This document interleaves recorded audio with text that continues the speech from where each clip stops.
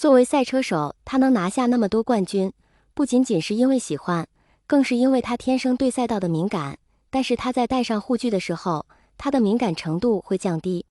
很多时候，这并不是一件好事。但他没有告诉蓝忘机，后天的比赛很重要，这关乎着他能不能参加世界性的比赛，关乎他能不能成为下一个世界冠军。4年一届，他不会错过。两个人挤在狭小的房间里，翻个深呼吸都能喷洒在脸上。魏无羡以为自己会睡不着，但睡不着的却是蓝忘机。蓝忘机知道后天的比赛是世界级的，这也是自家母亲要来的另一个原因，是陪伴，或许也是见证。他担心魏无羡会过度紧张，又觉得魏无羡这样潇洒的人或许不在意输赢，只要开心就好，但他还是明显的放不下。他应该猜到的，魏无羡是尽一切努力后对结果的潇洒，而不是对比赛的潇洒。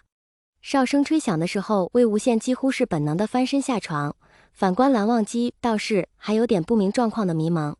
天刚刚亮，还没到平日醒的时间，蓝忘机刚清醒过来，魏无羡就已经换好衣服下楼了。我先走了，比赛10点才开始，你可以再睡一会再吃个早饭，这是我的卡，食堂也可以刷，然后到训练场等我，我接你过去。魏无羡顿了一下，说实在的，别人在的都是车模，他或许是第一个带着家属去赛场的。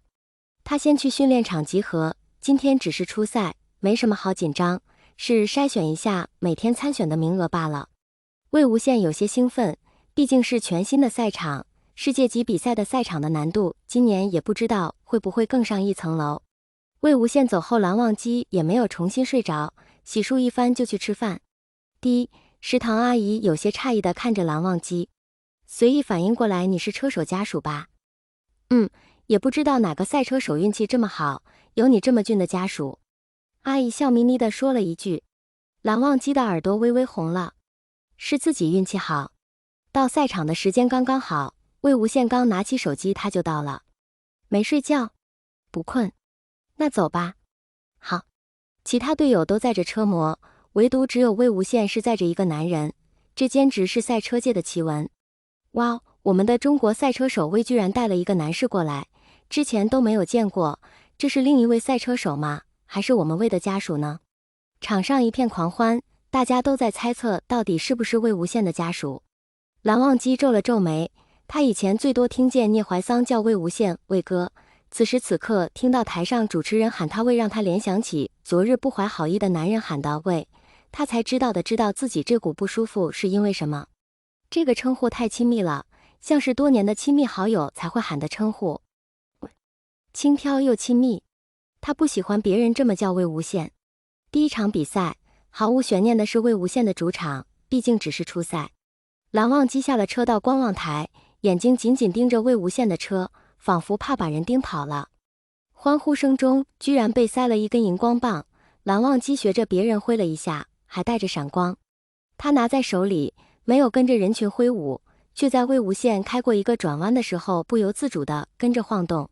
后面魏无羡在家里回放这一段现场的时候，居然觉得蓝忘机意外的呆萌和可爱，面上严肃，实际上手把荧光棒捏得紧紧的。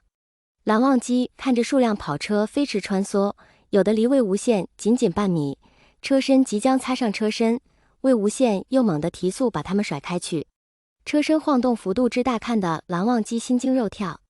魏无羡也并不好过，汗水顺着他的睫毛落了下来，也没有空隙去擦。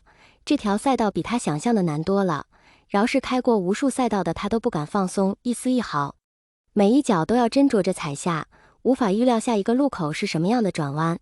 他有些后悔答应蓝忘机带着护膝了，但是又庆幸带了，不然这会整条腿肯定是擦伤的不能看了。蓝战这么想让我带护膝，该不会是不喜欢留疤的吧？他委实有些佩服自己还能分神去想蓝忘机，这算是苦中作乐？也不苦，赛车怎么会苦？只是突然想要跟蓝忘机抱怨一下这条赛道实在是太难了，他突然想要让人轰轰，也不知道他愿不愿意。毫无悬念的是，魏无羡先到了终点，紧随其后的是一辆黑色的跑车，场上就一直紧跟着魏无羡，连转换的路子都是一模一样，不像是想超越的对手，倒像是一同训练出来的朋友。蓝忘机眯了眯眼睛。第一名是毫无悬念的中国赛车手魏无羡，恭喜。第二名是我们魏的好朋友没，进步太大了，紧随其后，赛车共舞吗？蓝忘机的心咯噔了一下。第二名是昨天给魏无羡献花男人，他难耐的上前两步，想上前看得更清楚一点。他看到魏无羡和男人拥抱了一下，虽然是礼节性的，但他还是控制不住的酸了一下，他都没有抱过。那个叫梅的男人甚至挑衅的看了观望台一眼，要是忍得下去就不是蓝忘机了。但因为一个拥抱把吃醋放到台面上，总归还是有些小家子气了。况且虽然和魏无羡有一张结婚证书在，但到底还是没有实情。若是魏无羡因为知道自己对他而疏远，那是他最不想看到的结果。在不知道魏无羡的心情前，所有的醋都是有名无分。没有名分的醋果然最酸，心口长着，却找不到一个理由说出来。魏无羡领了徽章之后，第一时间跑到观望台找蓝忘机，说来奇怪，茫茫人海他还是第一眼看到了他，这是什么奇怪的现象？他甩了甩头，或许是蓝忘机太高太白太帅，所以容易找吧。恭喜。蓝忘机淡淡的看了魏无羡身后的人一眼，手指卷了卷，僵硬的刻意的抚上了魏无羡微乱的头发。魏无羡有些诧异，心里也有些怪异，第一反应就是想躲，但是避无可避，只能硬生生的人蓝忘机抚平他的头发。头发乱了。蓝忘机咳了一声。哦，那走吧，我饿了。想吃什么？去吃中国菜吧，快餐吃腻了。魏无羡挥着手比划。好。蓝忘机有意无意地靠近魏无羡，试探道：就我们？对呀，不然呢？